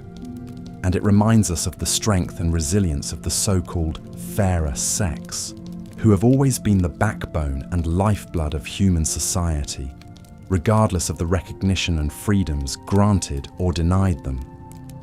The plight of medieval women can perhaps be best summed up by Christine de Pizan when she lamented in the Book of the City of Ladies, "No matter which way I turn, no matter where I cast my eyes, I see nothing but the cruelty of men towards women. And yet, God knows, women are not of a different species from men. They are human beings, just as much as men are." Though separated from us by centuries, Christine's words still ring painfully true. Medieval European women may have endured especially trying circumstances, but the basic inequalities and attitudes that constrained them have echoed across continents and eras. The fight for true female empowerment and equality is in many ways the defining struggle of human history, one that continues to this day. But as we reflect back on and honor the lives of medieval women, lives of endless labor, of stifling limitations, and also of indomitable fortitude, we can draw strength and inspiration from their example. They remind us of how far we've come and how far we have yet to go. As we've seen, women in medieval times faced immense challenges and oppression in nearly every aspect of their lives. From the moment they were born, girls were at a disadvantage, seen as a burden on their families. Many did not survive infancy due to poor medical care, malnutrition, and unsanitary living conditions. Those who did live past childhood had difficult roads ahead of them. Education for girls was minimal, focused mainly on basic literacy, religious doctrine, and skills to make them good wives and mothers, like needlework, cooking, and household management. Unlike their brothers, girls weren't taught more academic subjects or allowed to pursue professions. Their path in life was limited and predetermined. Even more restrictive were the early marriages that most girls were subjected to, usually in their early to mid-teens. These arranged unions were made to cement political alliances or business deals between powerful families, with little regard for the desires of the young bride. She was essentially being traded as property from her father to her new husband. One poignant example is the story of Isabeau of Bavaria. At the tender age of 15, she was sent from her home in Bavaria to marry King Charles VI of France, a man she had never met who was many years her senior. Leaving behind everything familiar, she had to adapt to a foreign court and an unstable husband prone to fits of madness. As queen, Isabeau was thrust into a role of great responsibility, expected to exert a calming influence on her volatile spouse and produce male heirs to secure the royal line. All of this as a lonely teenage girl in a strange land. Her youth and lack of power in her marriage left her vulnerable to schemes and manipulation by other nobles. While Isabeau's tale is singular in its royal setting, in many ways it represents the lack of agency most medieval women experienced when it came to their marriages. A girl's father or brothers generally arranged her marriage, using it to improve the family's social standing and forge advantageous connections. Her consent was not required or even considered important. Once married, a woman came under her husband's authority and was expected to obey him as lord and master. Her key duties were to manage the household, which was no easy task, and bear as many children as possible, especially sons. Failure to produce a male heir was seen as a wife's fault, not her husband's, and could result in her being scorned or even cast aside. Childbirth itself was incredibly perilous in an age before modern medicine. Maternal mortality rates were extremely high, with many women dying in childbed from complications like hemorrhage or infection. Babies too faced grim odds, as disease, accidents, and poor nutrition claimed many before their first birthdays. Even queens were not immune to these dangers. Over the course of her marriage, Eleanor of Castile, wife of King Edward I of England, endured a staggering 16 pregnancies. While she did manage to provide several surviving sons, including the future King Edward II, Eleanor suffered many losses as well. Records indicate at least 3 of her babies were either stillborn or died shortly after birth. Others survived infancy only to be cut down by the illnesses that ran rampant in medieval times. Eleanor's own health was damaged by so many pregnancies and deliveries. She developed a prolapsed uterus, a painful condition that plagued her later years. In an era of limited contraception and no anesthesia or antibiotics, pregnancy was practically unavoidable for most married women and posed a serious threat to their well-being every time. But it was their duty to their husbands and society to keep bearing children despite the risks. This was just one of many ways a woman's needs and comfort were considered secondary to a husband's desires and the family's reputation. Her very life could be expendable in the quest for heirs. Such was the reality in a world where women were judged chiefly on their fertility and had few rights over their own bodies. Beyond the tribulations of multiple dangerous pregnancies, day-to-day domestic life for the typical medieval housewife was full of hardship and drudgery. She was essentially on call 24 hours a day, 7 days a week, responsible for cooking, cleaning, child-rearing, sewing and mending clothes, tending kitchen gardens and livestock, preserving food, and more. Hers was an existence of never-ending toil, with infrequent breaks for rest or leisure. Up before dawn to stoke the fires and begin morning chores, she rarely stopped working until the rest of her family went to bed. Forget any notions of me time. A woman's schedule revolved completely around serving her husband and children. Depending on her family's social class, a housewife might have a maidservant or two to assist her, but their presence often meant additional work in training and supervising them. Lower-class women, of course, lacked this luxury and had to shoulder their heavy burdens alone. In cramped quarters with poor ventilation, she sweated over open hearth fires and cauldrons, hauling heavy pots of water and breathing in smoke.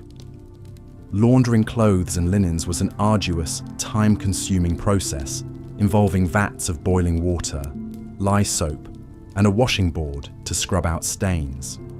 No convenient appliances like washing machines or vacuums, just pure elbow grease.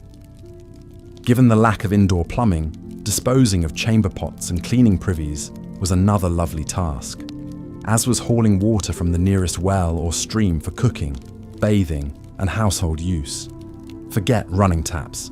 She lugged heavy buckets back and forth umpteen times a day. Preparing meals was a constant cycle without modern methods of food preservation and storage. No popping something in the microwave or opening a can. Cooking from scratch took hours and required planning ahead to make sure ingredients were on hand. Slaughtering and butchering animals, plucking fowl, smoking meats, curing fish, more delightful jobs that fell to the woman of the house. Then there was the making and mending of garments. In an age before ready-to-wear or store-bought clothing, a housewife had to create wardrobes for her entire family, right down to the braise. Spinning yarn, weaving fabric, cutting and sewing. A single piece could take weeks to complete. When clothes inevitably wore out, she'd patch and darn them to get a bit more use before starting again. Toss in childcare, kitchen gardening, tending the sick with herbal remedies, perhaps making cheese, candles or ale for extra income, and you begin to get the picture.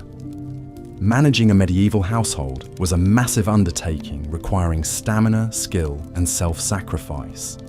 It left little room for anything else. Even women of noble rank, with more servants at their disposal, were still expected to oversee these affairs and pitch in with needlework and such.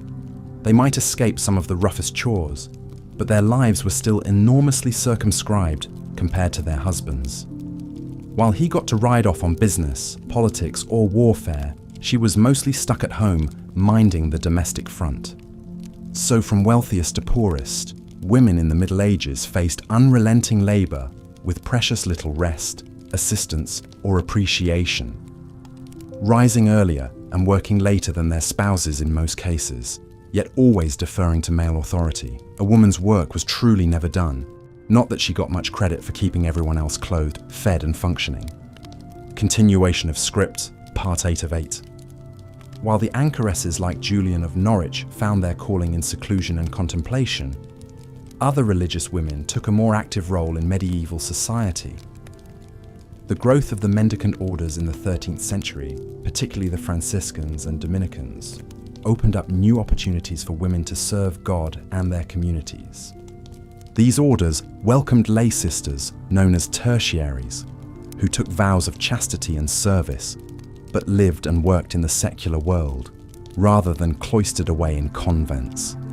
Tertiaries ran hospitals, taught children, and cared for the poor and sick. They had more freedom of movement and association than enclosed nuns. One notable tertiary was Saint Catherine of Siena, born in 1347 to a large Italian family. From a young age, Catherine was drawn to an intense spiritual life of fasting and self-denial. Against her parents' wishes, she joined the Dominican tertiaries in her late teens. Unusually for a woman of her time, Catherine learned to read and write. She began corresponding with church leaders, offering advice and admonishment. She even rebuked the Pope for living in France rather than Rome. Imagine the audacity it took for a young laywoman to criticize the Vicar of Christ himself. Yet miraculously, the Pope listened. Swayed by Catherine's piety and wisdom, Pope Gregory XI returned the papacy to Rome in 1377, ending the Avignon papacy. Saint Catherine was not only bold in confronting the powerful, but also tender in comforting the lowly. During the plague outbreak in Siena, she nursed the sick and dying, dressing their oozing sores without any thought for her own safety. She saw Christ in the face of every suffering soul. Though Catherine and her fellow tertiaries did much good, they still lived and worked within a strict patriarchal system that limited women's voices. Only the most exceptional could rise to positions of influence, and always under the authority of male superiors. Most medieval women, of course, were not destined for sainthood or political influence. They simply toiled day after day, bearing as best they could the many hardships and restrictions placed on their sex. It's difficult for us in the modern day to fully grasp the lack of agency women had over their own lives and bodies. From birth until death, a woman belonged to the men in her life. First her father, then her husband, perhaps her son in widowhood. She had little say in whom she would marry, how many children she would bear, or what labor she would do. Education, property rights, and legal recourse against abuse were all heavily circumscribed. And yet, to paint medieval women as merely passive victims of oppression does not do justice to their full humanity. Within their narrow spheres, they found ways to carve meaning and wield what power they could. They formed supportive networks with female friends and relatives. They took pride in their children, their handiwork, their piety. In everyday acts of resilience, a village woman going out to gather herbs to heal her sick child, an abused wife seeking sanctuary in a convent, a nobleman's daughter sweet-talking her father into a slightly later marriage, we see the unsung strength of the medieval woman. She may have had little control over the wider tides of history, politics, and religion that shaped her world. But in her daily life, she did what she needed to do to survive, and, if she was very lucky, to find moments of joy and purpose. One small pleasure that was acceptable for women was, in fact, storytelling. In the castles, women might regale each other with romantic tales of brave knights and their lady loves as they worked at their embroidery. In the villages, as the women spun and wove, they would share old legends and fairy tales passed down from their mothers and grandmothers. Telling stories was a way to entertain, to teach lessons, to dream of a world that was a little bit brighter and more hopeful than the drudgery of their daily lot. So although they left behind few written records in their own voices, the medieval women still shaped our culture through the stories they curated and kept alive, even in the darkest of times. In a way, the act of you and I engaging with history like this continues that lineage, spinning tales of people long gone, wondering about their struggles and their small victories, stitching together a more vivid understanding of our shared human experience. As we come to the end of our journey through the lives of medieval women, I invite you to sit with that understanding for a moment.